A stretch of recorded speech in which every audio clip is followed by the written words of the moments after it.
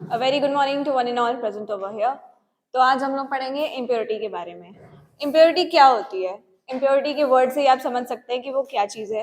जैसे कुछ भी कोई चीज़ है वो इम्प्योर है, कोई भी अनवांटेड या अनडिजायरेबल मटेरियल या फिर कोई भी अनवांटेड या अनडिजायरेबल सब्सटेंस अगर किसी भी केमिकल में आ जाता है तो वो उसे डिग्रेड कर देता है, मतलब उसकी क्वालिटी को गिरा देता है या तो उसे खराब कर देता है, तो उसी को कहते हैं इम्प्योरिटी।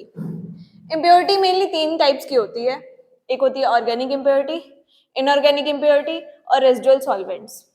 जो भी ऑर्गेनिक इम्प्योरिटी होती है, मान लीजिए अगर आप कोई भी प्रिपरेशन कर रहे हैं तो ऑर्गेनिक इम्प्योरिटी का मतलब है स्टार्टिंग मटेरियल। स्टार्टिंग मटेरियल मतलब कि अगर आप कुछ भी बना रहे हो और उसमें अगर स्टार्टिंग मटेरियल से कोई भी दिक्कत आ रही है या फिर कोई भी इम्प्योरिटी आ रही है उसमें, अगर वो उसकी क्वालिटी को डिग्रेड कर रही है तो उसी को हम कहेंगे ऑर्गेनिक इम्प्योरिटी। और जो इनऑर्गेनिक इम्प्योरिटी होती है वो जब भी आप कोई भी प्रिपरेशन कर रहे हो और उसके दौरान अगर उसमें इम्प्योरिटी आ जाए तो उसे हम कहेंगे इनऑर्गेनिक इम्प्योरिटी। मान लीजिए अगर आप कोई भी एक्सपेरिमेंट परफॉर्म कर रहे हो और आपके एक्सपेरिमेंट के दौरान कोई भी ऐसा कुछ हो जाए कि आपका खराब हो जाए वो चीज़, या फिर जो भी आप वेसल में कुछ भी ले रहे हो तो वो सब्सटेंस अगर आपका खराब हो जाए तो उसे हम कहेंगे इनऑर्गेनिक इम्प्योरिटीज में ही काउंट किया जाएगा वो। और बाद में आ जाता है रेसिडुअल इम्प्योरिटी। रेसिडुअल इम्प्योरिटी को हम रेसिडुअल सॉल्वेंट्स भी कह सकते हैं। इसका मतलब आप उसके वर्ड से ही समझ सकते हो। रेसिडुअल मतलब जो बचा हुआ होता है। मान लीजिए अगर आप कोई भी एक्सपेरिमेंट कर रहे हो और उसमें लास्ट में पीपीटी बन रहा है या फिर कोई भी प्रेसिपिटेट बन रहा है या फिर कुछ भी इम्प्योरिटी लास्ट में बच रही है और वो डिग्रेड होकर नीचे को बैठ रही है, जैसे मान लीजिए सेडिमेंटेशन हो रहा है किसी भी चीज का, तो उसे हम रेसिडुअल इम्प्योरिटी या रेसिडुअल सॉल्वेंट्स कह सकते हैं। अब हम आएंगे इसके सोर्सेज पे। मेनली इसके 10 सोर्सेज होते हैं। आप इसे एक कहानी की तरह याद कर सकते हो। मतलब अगर आप इम्प्योरिटी पढ़ना चाह रहे हो या फिर उसके सोर्सेज को पढ़ना चाह रहे हो, आप इसे एक कहानी की तरह याद कर सकते हो। मान लीजिए आप कोई भी चीज़ बना रहे हो तो उसमें सबसे पहले आप रॉ मटेरियल लोगे, मतलब कच्चा मटेरियल। अगर उसमें इम्प्योरिटी आ जाती है तो आपको वो पूरा ही जो प्रिपरेशन होगी वो इम्प्योर हो जाएगी। तो पहला तो आ गया रॉ मटेरियल, अगर वो खराब तो आपकी सारी प्रिपरेशन ही खराब हो जाएगी। दूसरे में आ जाइए सॉल्वेंट। सॉल्वेंट का मतलब क्या होता है? अगर आप कुछ भी ले रहे हो, किसी भी चीज को आप प्रिपेयर कर रहे हो, मान लीजिए आप कोई सिरप बना रहे हो, तो अगर आपका जो सॉल्वेंट है वही खराब है या फिर वही डिग्रेड हो चुका है या फिर वही एक्सपायर्ड हो चुका है या फिर उसमें ही इम्प्योरिटी है, तो आपकी पूरी प्रिपरेशन ही खराब हो जाएगी। तीसरा, रिएजेंट्स यूज्ड ड्यूरिंग प्रिपरेशन। मान लीजिए आप कोई भी प्रिपरेशन कर रहे हो, उसमें आप कुछ रिएजेंट्स यूज कर रहे हो। कुछ रिएजेंट्स मतलब कि अगर हम एग्जांपल लें तो आप कुछ भी कोई भी सब्सटेंस ले रहे हो और वो अगर खराब हो जाए या फिर उसमें कोई भी इम्प्योरिटी आ जाए तो आपका पूरा प्रिपरेशन होगा वही खराब हो जाएगा। फिर चौथे में हम आ जाते हैं reagents used to remove other impurities. कुछ प्रिपरेशंस ऐसी होती हैं जिनमें ऑलरेडी इम्प्योरिटीज होती हैं और उन इम्प्योरिटीज को हम 100% वैल्यू तक कम नहीं कर सकते हैं। कुछ ना कुछ इम्प्योरिटी रह ही जाती है, चाहे वो 0.1% हो, चाहे वो 0.001% क्यों ना हो, कुछ ना कुछ इम्प्योरिटी हर चीज में रहती है। और उनके लिए रिमूव करने के लिए हम कुछ ऐसे रिएजेंट्स यूज करते हैं जिनकी वजह से वो तो रिमूव हो जाती हैं, पर जो रिएजेंट्स हम यूज कर रहे हैं उनकी वजह से और इम्प्योरिटीज आ जाती हैं उनमें, तो उसको हम कहेंगे reagents use to remove other impurities.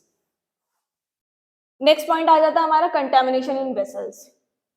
अगर आप कोई भी प्रिपरेशन कर रहे हो, अगर आपकी वेसल्स ही खराब हैं, अगर आप कोई भी प्रिपरेशन कर रहे हो, मान लो आपकी टेस्ट ट्यूब है, टेस्ट ट्यूब में ही अगर इम्प्योरिटी है, अगर आप उसे धुल के अच्छे से यूज नहीं करोगे तो उसी में इम्प्योरिटी आ जाएगी, तो उसकी वजह से आपकी सारी प्रिपरेशन खराब हो जाएगी, तो कोई फायदा नहीं होगा उससे। कंटेमिनेशन इन मशीन यूज्ड।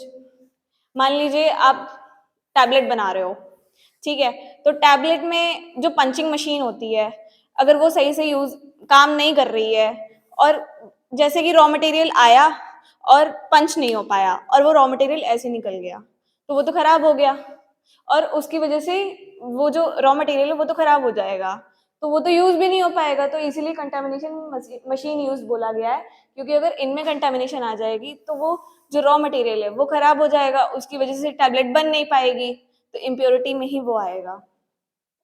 ठीक। नेक्स्ट पॉइंट आ जाता है कंटेमिनेशन ड्यू टू पोल्यूशन।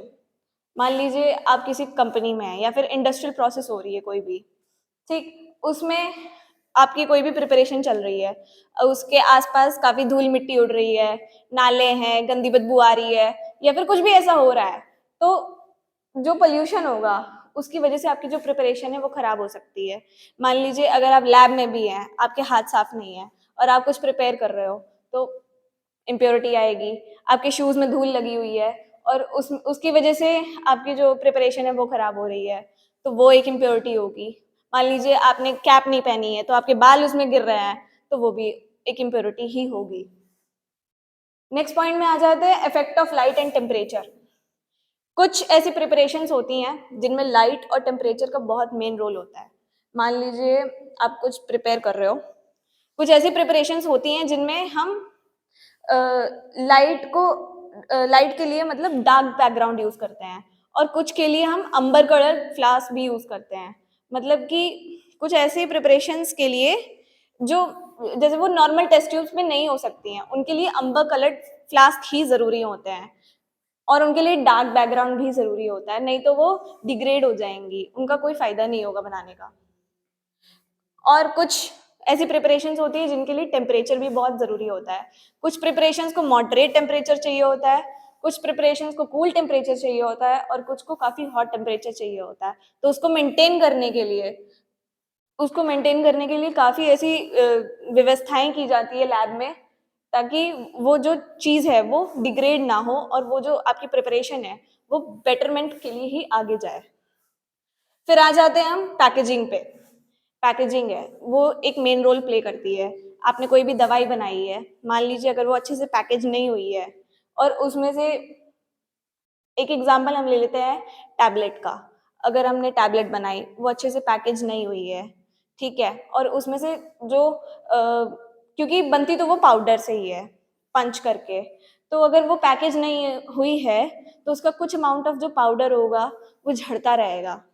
तो तो इसीलिए वो जो टैबलेट होगी, वो डे बाय डे डिग्रेड होती जाएगी। क्यों? क्योंकि उसका जो एक्सेस अमाउंट ऑफ जो पाउडर था, वो झड़ता चला जाएगा और जो कह सकते हो कि जो एक्टिव फार्मास्यूटिकल इंग्रेडिएंट है, वो उसमें भी एक तरह का सब्सट्रैक्शन आ जाएगा। ठीक है? फिर हम आ जाते हैं स्टोरेज पे। काफ़ी ऐसी प्रिपरेशंस होती हैं, जिन्हें एक कूल टेम्परेचर चाहिए होता है या फिर कुछ एक हद तक मतलब उन्हें चाहिए होता है कि यही टेम्परेचर हो, यही लाइट हो और ऐसा ही एनवायरनमेंट हो।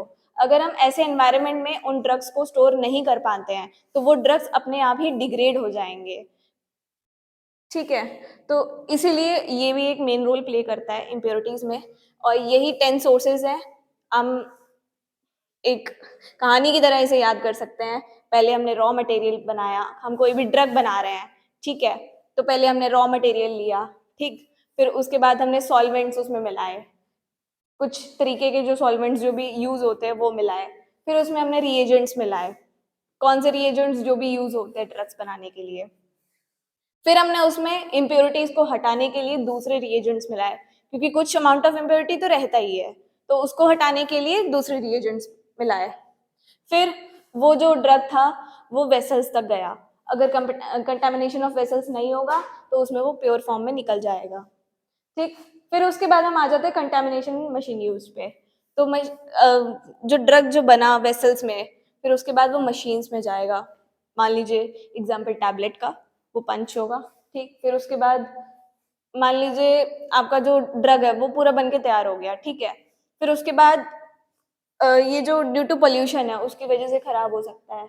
जो इंडस्ट्रियल एरिया है, वो काफ़ी गंदा है, ठीक है? फिर उसके बाद जो ड्रग है, वो पूरी तरीके से तैयार है। अब हम उसे देखेंगे कि उसपे कोई टेम्परेचर और लाइट का इफ़ेक्ट तो नहीं पड़ रहा है। फिर उसके बाद हम उसका पैकेज करेंगे, उसे स्टोर करेंगे। बस यही 10 पॉइंट्स हैं, इन्हीं को आप ऐसे तैयार कर सकते हो। Thank you so much.